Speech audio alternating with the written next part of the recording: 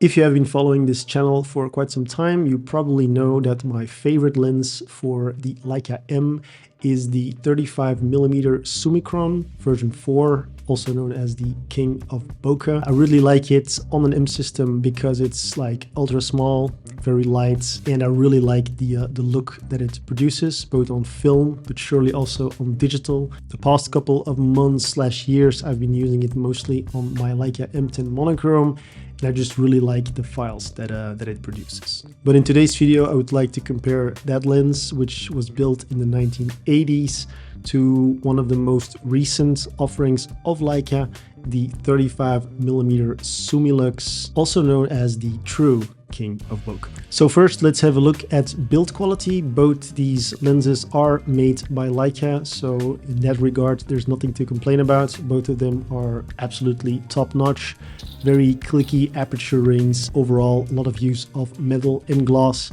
So very durable and really made to last. Some notable differences though. First off is size and weight. The Summicron is much lighter.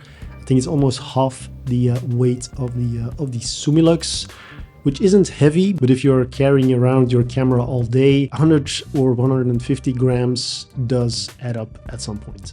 Size-wise as well, if you look at them without the sun hood, it's very notable that the Summicron is much smaller. One cool feature though of the Summilux is the fact that it's an integrated lens hood, so you have this very cool mechanism where you can turn it to extend it and doing the other way around to collapse it again, which is a very cool feature.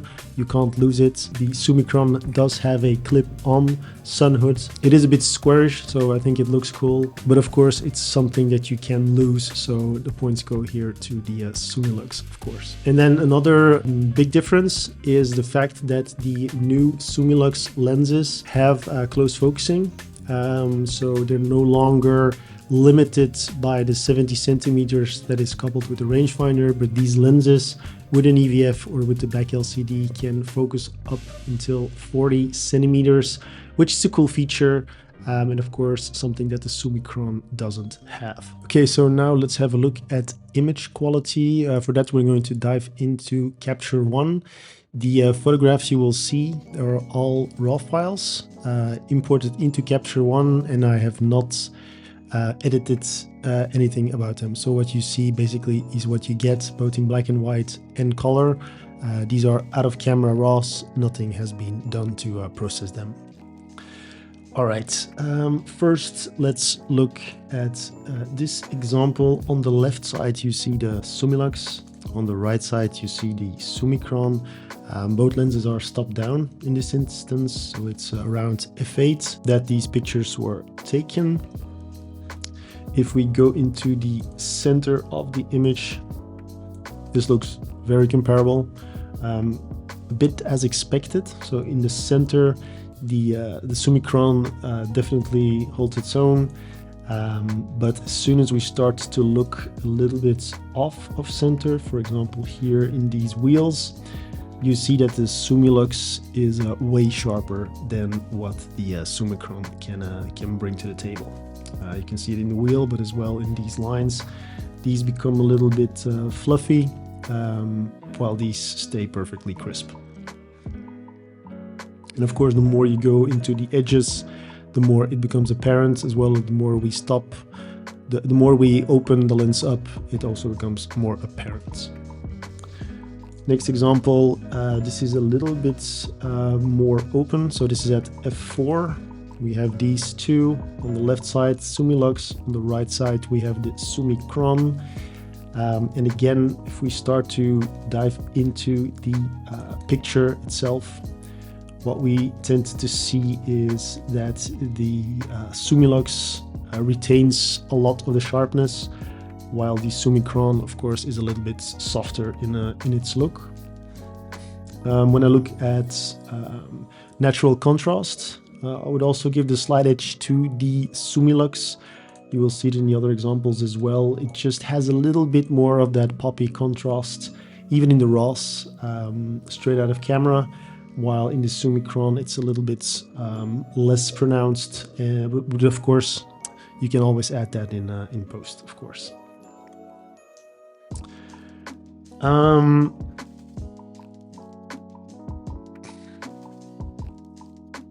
Next example, this was also an interesting one. So the first combination that you see is, make sure I have the right one. So on the left hand side you have the Summilux, right hand side we have the Summicron.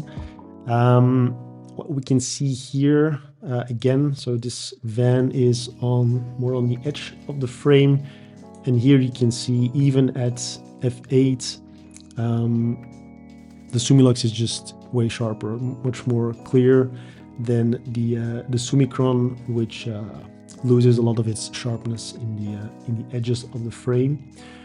What I do find interesting, so I opened up the lens a little bit more for the same scene. So this was shot at f4,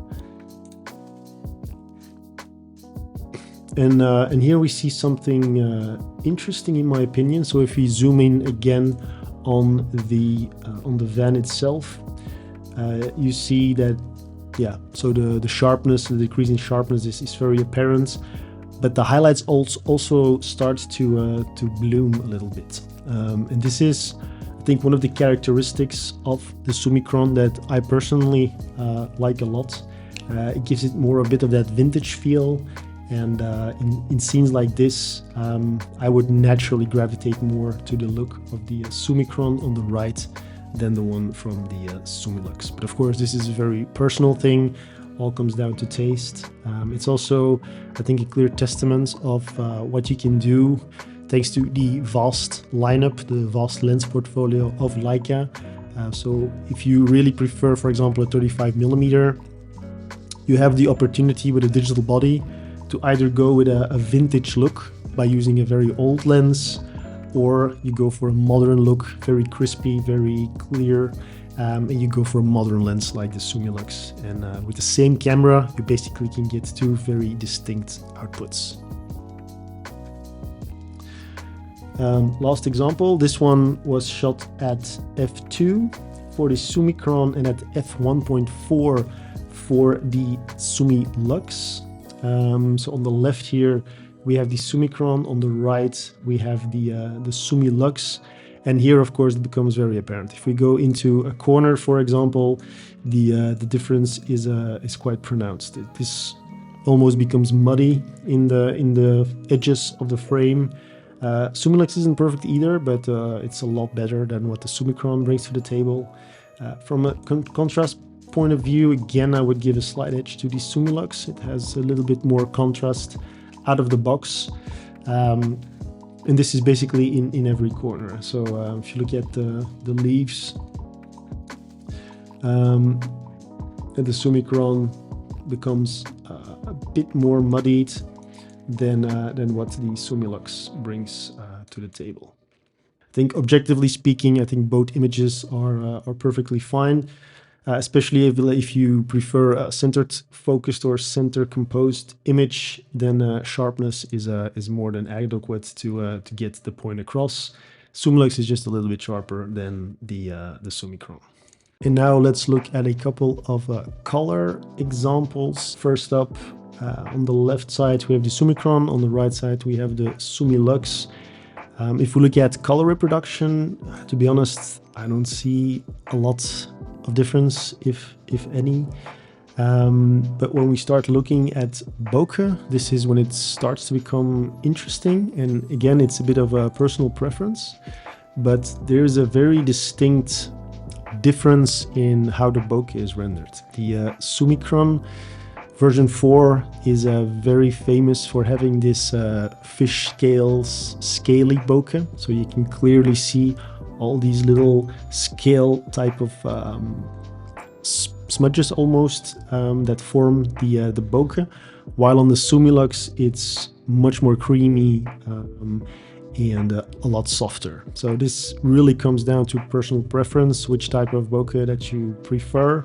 The Summicron does have a distinct look, so if it's something that you're into, you're either gonna love it or you're gonna hate it. The Summilux is, I think, much more generally accepted as being the better bokeh. another example of that in these two images. So on the left here now we have the Summilux, on the right we have the Summicron. Again, same thing can be observed in the out of focus areas. That very typical scaly bokeh of the Summicron compared to the creamy one of the Summilux. Again, when we look at color, I think both render the scene very nicely. There isn't a clear color bias or color shift to either one of these lenses, so I think they give a very nice baseline to work on and tweak the colors to your liking. And then the final example, I think the perfect testament to the bokeh in general and the way you can separate subjects within the frame. On the left hand side we have the Summilux, on the right hand side we have the Summicron. Also on this image on the left I used the close focusing feature of the Summilux, and there you can see that it's very effective in isolating one specific subject and letting everything else melt away in the background. While of course being a Summicron, there's a little bit more context still available, but the distinct look of the bokeh is definitely there. One more thing that I want to share when it comes to image quality, and one of the reasons why I like the Summicron so much. This is, for example, a bit of an environmental portrait I shot last year, and it's just this softer look in combination with a portrait that I really like. Everything feels a bit more authentic in a way. If you want to achieve this mythical film look on digital, I think using old lenses is really the way forward and can give you some very nice results. On modern lenses, of course, you can get the same look with a blooming filter to bloom the highlights, but I think for a specific style of portraits, I think the older lens really does a stellar job in conveying the feeling that I want to give. Here in a black and white picture, which isn't super easy to illustrate the fact that it's a summer evening, very nice temperatures, and the fact that it just has a soft, warm feeling to the image. So this was it for me for today. Really curious to hear what you guys think about these two lenses. Which one do you prefer? In the end, I still am going to stick to my Summicron version 4. I just really like the look that it gives on the Leica M10 monochrome body. So for now, I'm going to stick to that one for 35mm, but of course, all comes down to personal taste. See you in the comments.